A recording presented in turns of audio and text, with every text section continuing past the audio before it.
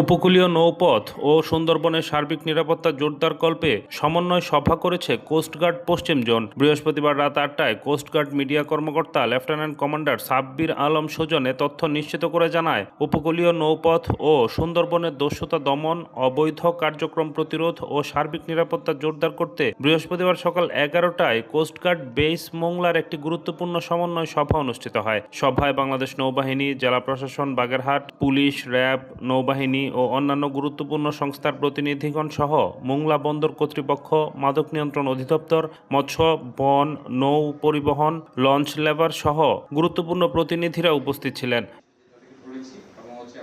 এ সময় সুন্দরবনের দস্যুতা দমন কার্যক্রম জোরদার, সীমান্তবর্তী নদীপথ দিয়ে অবৈধ অনুপ্রবেশ ও মানব পাচার প্রতিরোধ, ট্যুরিস্ট জাহাজ ও যাত্রীদের নিরাপত্তা নিশ্চিতকরণ, রিসোর্সসমূহে ডাকাতি ও অপহরণ রোধ এবং বন্যপ্রাণী সংরক্ষণ সহ বিভিন্ন গুরুত্বপূর্ণ বিষয় নিয়ে বিস্তারিত আলোচনা করা হয়।